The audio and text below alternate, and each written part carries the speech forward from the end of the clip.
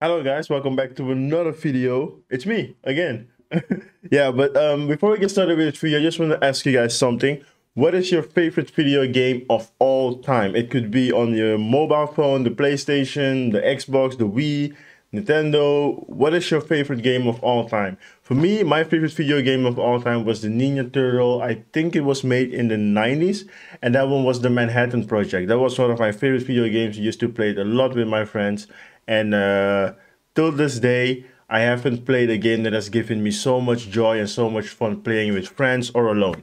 But yeah, let me know in the comment section what your favorite video game is. The reason why I ask you guys this is because today we'll be reacting to the top 10 best anime to video game adaptations. If you guys are new to the channel, please give this video a thumbs up. Please subscribe. Let me know what you guys want to see next. And yeah, that's about it. Let's jump into this video. Games based on anime may not have the greatest track record when viewed as a whole, but if you look past the stacks of samey arena fighters and pools of shallow action games, you'll see a bunch of gems that successfully translate over the magic of anime or manga into video game form. These are our picks for the top 10 video game anime adaptations.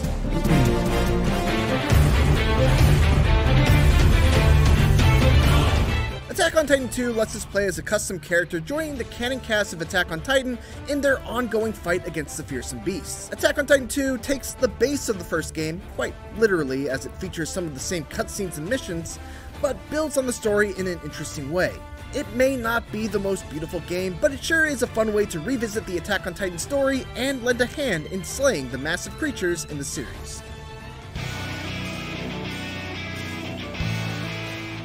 The DS was a surprisingly solid handheld for fighting games, and even though you might not expect it, Bleach DS was one of the best ones. Bleach is tailor-made for a 2D fighting game, as each character has their own unique weapon, each weapon has a super powerful Bankai form, and fights move at a blisteringly fast pace.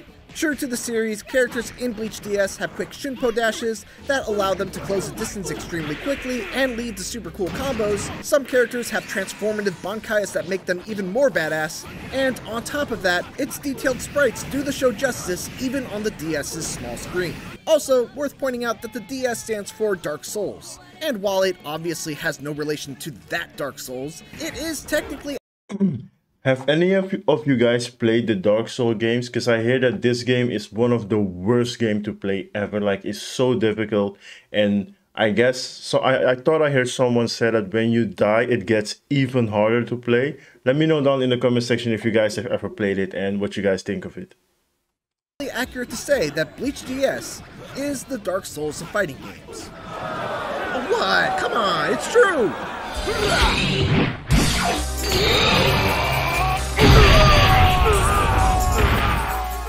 The JoJo's Bizarre Adventure manga series has been around since the 80s, but had not reached peak popularity in the US until the anime adaptation that started in 2012. However, 14 years before that, arcade players and Dreamcast owners got a taste of JoJo in the fighting game simply called JoJo's Bizarre Adventure. Made by Capcom, it ran on the same graphics engine as Street Fighter 3 and featured a completely new and innovative combat system. The hook in JoJo's Bizarre Adventure were stands, cosmic/spiritual beings that were integrated into the fighter's moveset, but were also able to be summoned as a separate entity. The whole package was made even more enticing by the several original artworks made by the creator of the manga, Hirohiko Araki. While there have been many JoJo games since this one, this game is still one of the best when it comes to style.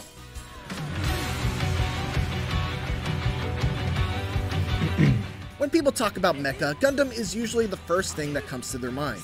Gundam has a storied history in games, going all the way back to the 80s on consoles that predate the NES. In the early 2000s, however, Gundam games reached new heights with the start of the Gundam Versus series. Gundam Versus games consist of 2v2 battles in a fighting game combat system similar to the Virtual On series. The games have had many iterations, and one of the best was Mobile Suit Gundam Extreme vs. Maxi Boost On, released on the PS4 in 2020. In Maxi Boost On, you have a massive volume of Gundams to choose from across 5 decades of anime and manga. While the game has a bare-bones and satisfactory story mode, its multiplayer is where it's at, which features fast-paced action that has you constantly dashing, jumping, and dodging your opponent's attacks while attempting to attack them yourself. The simple yet deep combat system is why this series has lived on 20 years after it started.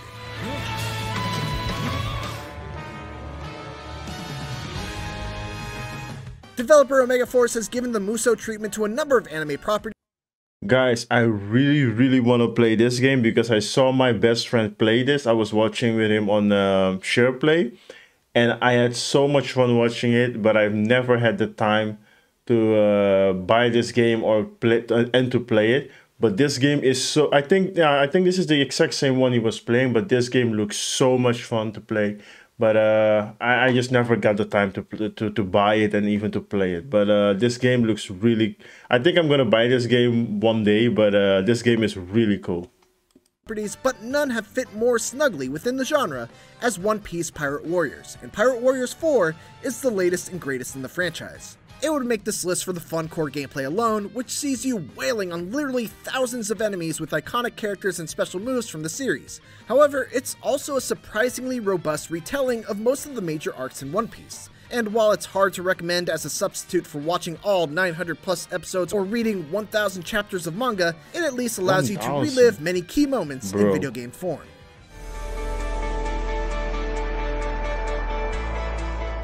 Back in the early 2000s, street racing started gaining mainstream attention thanks to the first Fast and Furious movie and the Initial D anime. A couple of years later, we got the first Initial D arcade stage cabinets around the world. Using a physical card system, players saved their progress and, more importantly, their customized car to race with other players in person. In addition to some story elements from the Initial D series, Arcade Stage 8 Infinity's music includes the always catchy Eurobeat soundtrack that the anime is well known for and still gets used in memes today.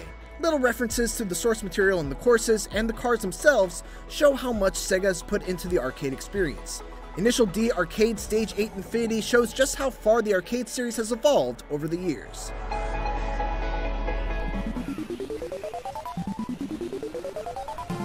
Astro Boy is one of the classic anime franchises created by the godfather of manga, Osamu Tezuka. When the 2003 anime reboot came out, there were two games made as tie-ins, one for the PS2 and one for the GBA. The superior of the two is the GBA game Astro Boy Omega Factor, which was a love letter not just to Astro Boy, but many of Tezuka's other works as well.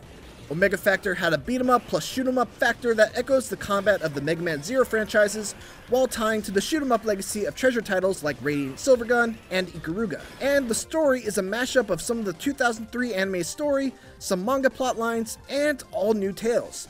It's also strongly encouraged to play through more than once in order to see its true ending.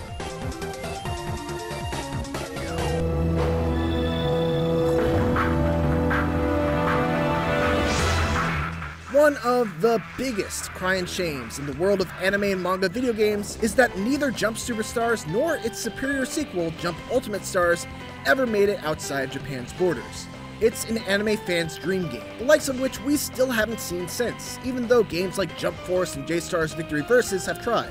In 2006, Jump Ultimate Stars brought together characters from 41 different Jump mangas in a Smash Bros.-esque party fighter for the DS, featuring 56 playable characters, though many characters were just slightly different variations of themselves.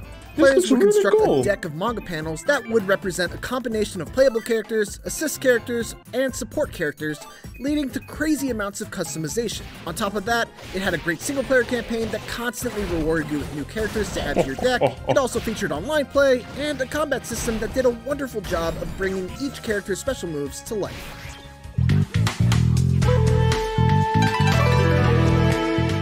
The Naruto Ultimate Ninja Storm series is one of the best arena fighters around, and Ninja Storm 4, along with its added expansion Road to Boruto, is a culmination of the entire game series, as well as Naruto's storyline, in one game. It features over 100 characters to choose from, and that's not even counting the multiple iterations of some characters, and its gameplay is extremely accessible, which makes for an excellent competitive scene. There have been many anime arena fighters, but nothing really comes close to what CyberConnect 2 has achieved with Naruto Ultimate Ninja Storm 4. That attack was sick. Oh, of course, Dragon Ball Z, of course. It should be no shocker that Dragon Ball FighterZ tops this list of the best anime to video game adaptations, as it really checks all the boxes of what a video game adaptation of anime should be. Mimics the look of the show? Check. Adapts the essence of what makes the show special in video game form? Check. Gameplay that provides enough depth to sustain a fan's attention beyond just the initial appeal? Check.